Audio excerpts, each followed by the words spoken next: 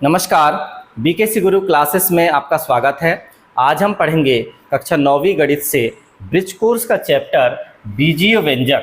तो देखिए, बीजीय व्यंजक में क्या है। कार्यपत्रक एक पेटी में 50 आम हैं। एक पेटी में कुल कितने आम हैं? 50 आम हैं। आप पेटियों की संख्या के पदों में आमों की कुल संख्या को कैसे लिखेंगे? तो हमें क्या लिखना है? आमों की कुल संख्या। आमों की कुल संख्या क्या हो सकती है? कैसे पता चलेगा? आमों की कुल संख्या बराबर एक पेटी में आम गुणा पेटियों की संख्या।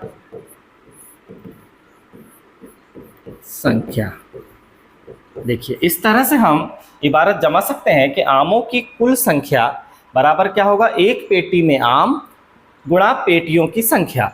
तो यदि एक पेटी में आम कितने हैं? देखिए, यहाँ 50 हैं और पेटियों की संख्या के लिए किसका प्रयोग करना है? बी का। तो 50b आमों की कुल संख्या के लिए सूत्र बनकर क्या तैयार हुआ? व्यंजक बनकर क्या तैयार हुआ? 50b।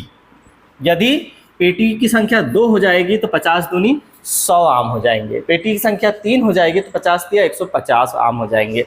ऐसे ही आमों की कुल संख्या बराबर एक पेटी में आम गुणा पेटियों की संख्या। इस तरह से हम इसे जमा सकते हैं।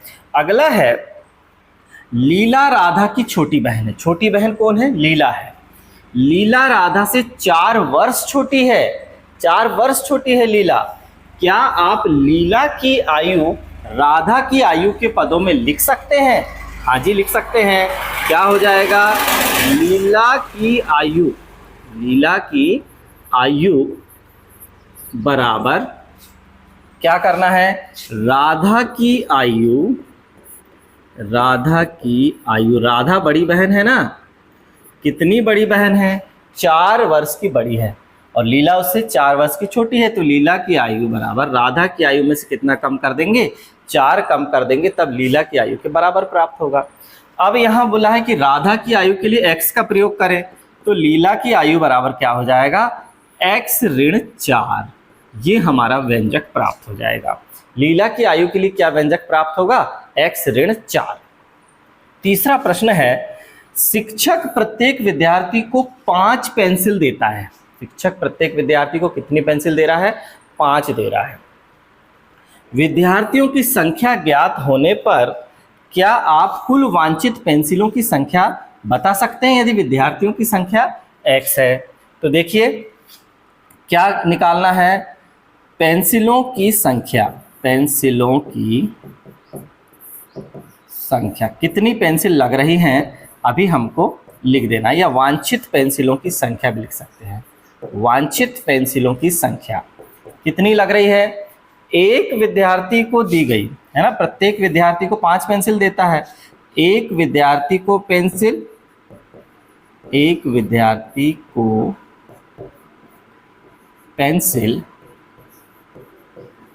गुणा विद्यार्थियों की संख्या। जितने भी विद्यार्थी हैं प्रत्येक को 5-5 दी जा रही हैं। तो एक विद्यार्थी को कितनी पेंसिल दी जा रही है? 5। एक विद्यार्थी को 5 दी जा रही हैं। और विद्यार्थियों की संख्या के लिए क्या मानना है हमें? x 5x। तो वांछित पेंसिलों की संख्या कितनी हो जाएगी? 5x। यदि विद्यार्थी 2 हैं तो 5 दूनी 10 पेंसिल लगेंगी। विद्यार्थी 3 है तो 5 तिया 15 पेंसिल लगेंगी। विद्यार्थी 4 है तो 5 चौके 20 पेंसिल लगेंगी। इस तरह से वांछित पेंसिलों की संख्या कैसे निकली? एक विद्यार्थी को पेंसिल गुणा विद्यार्थियों की संख्या से प्राप्त हुई। चलिए अब बढ़ते हैं कार्यपत्रक 2 की ओर। कार्यपत्रक 2 है, निम्नलिखित स्थितियों के लिए व्यंजक दीजिए। अब हमारे पास स्थितियां हैं, उनके लिए हमें व्यंजक देना है। तो क्या होगा? पहला वाला व्यंजक क्या होगा? देखिए, ये लिख दिया मैंने व्यंजक। पहला व्यंजक क्या होगा? p में 7 जोड़ना। p में क्या करना है? p हमारे पास है, उसमें क्या जोड़ना है? 7 जोड़ना है। p में 7 जोड़ना है। ये हमारा व्यंजक हुआ p + 7। आसान है।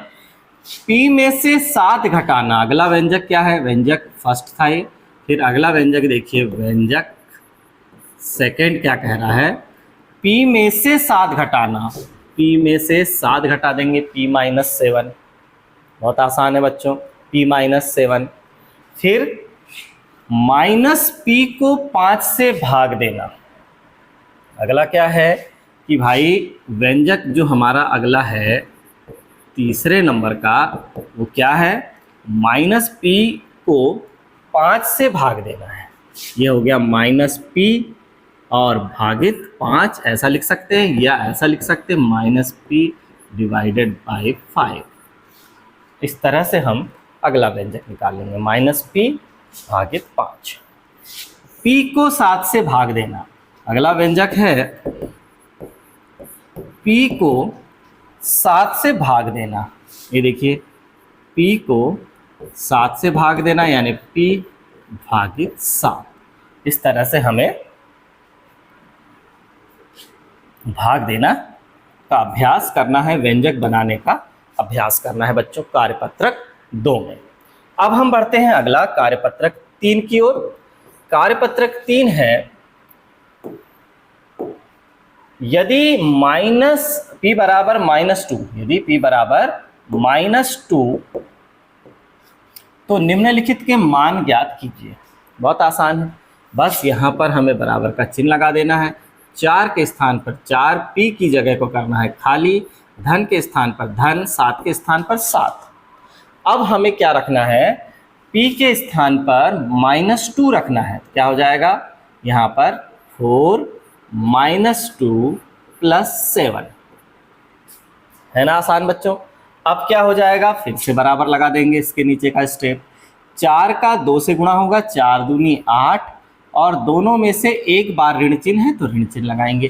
गुणा में यदि एक बार ऋण चिन्ह है तो ऋण लगेगा, 2 बार ऋण चिन्ह है तो धन लगेगा, फिर 3 बार ऋण चिन्ह है तो ऋण लगेगा, 4 बार ऋण चिन्ह है तो धन लगेगा। इस तरह से हमें ऋणों की संख्या गिन लेना है। धन 7 है, धन 7।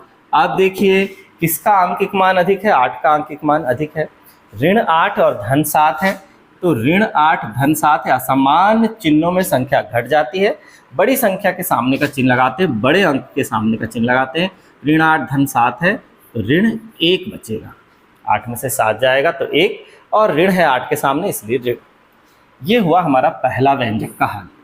दूसरा व्यंजक है बच्चों, देखिए 7P धन 6, जबकि P बराबर हमें कितना रखना है, ऋण 2 रखना है, तो यहाँ देखिए 7 -2 + 6, फिर कितना हो जाएगा देखिए -7 दूनी 14 धन 6, और जब हम 14 और 6 का अंतर ज्ञात करेंगे तो बड़ी संख्या के सामने यहाँ ऋण का चिन्ह है, कितना हो जाएगा ऋण 8, यहाँ जाएगा ऋण 8, ये इसका आंसर हो जाएगा। इसी प्रकार बच्चों ये C नंबर के क्वेश्चन में P का मान -2 रखकर आपको स्वयं हल करना है। तो आज की यह क्लास हमारी यहीं समाप्त होती है। धन्यवाद।